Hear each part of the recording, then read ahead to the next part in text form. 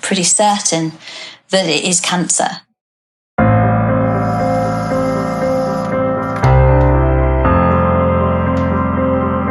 So treatment started at the beginning of November, and I had chemotherapy from then every 3 weeks. We had one set of meds that I had 3 times, and then another set of meds that I had 4 times, so it's 7 rounds in total. And each set of meds had different effects, but all the way through, I just felt pretty grim. I was so tired. I had no energy to do anything. So I spent a lot of time in bed with the telly on, sleeping through programmes. I had some nausea. It wasn't as bad as I imagined it could be, because they gave me plenty of tablets to help counter that. I ached a lot. Every joint of my body ached like I'd never known it before. And I just got to the point where I felt useless, because I couldn't physically do a lot. I was tired all the time. I didn't feel like I was of any use to anybody, and I was just aware with life going on around me, albeit in the middle of COVID, that I couldn't do the things I wanted to do. So there was a lot of frustration in that.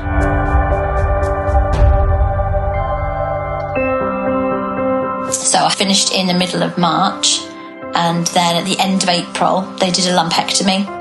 So they removed a whole area where the tumour had been. The tumour had been 5 centimetres long, and that had been shrunk down to practically nothing. There was something like 3 millimetres left by the end of the chemo, and they removed a whole area where it had been to clear out any remnants, and did a bit of reconstruction while they were doing that.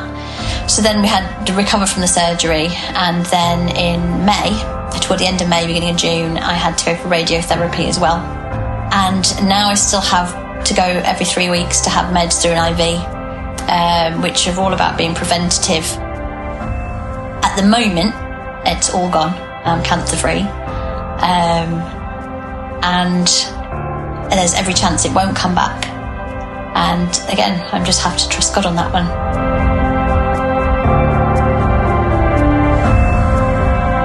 So during the treatment, when I was feeling really, really rough and there were some tough times, I would just put worship music on.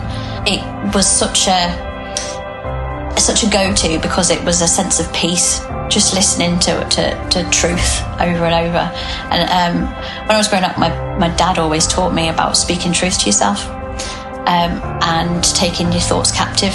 And that was a big one for me, because I was a born worrier.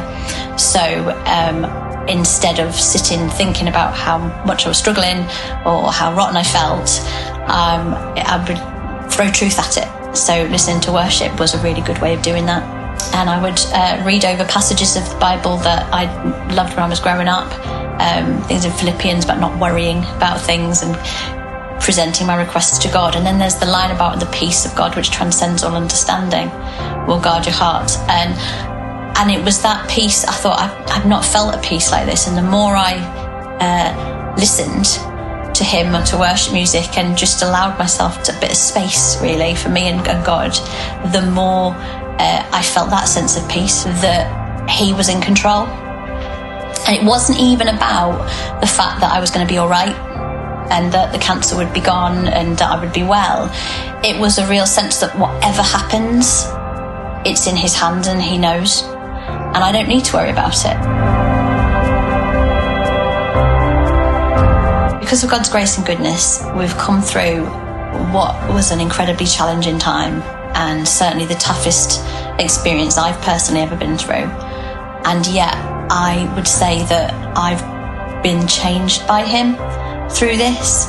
I have such a sense of his presence with me. My children and my husband notice the difference in me, to the point where I would almost say that I'm thankful that this whole experience happened.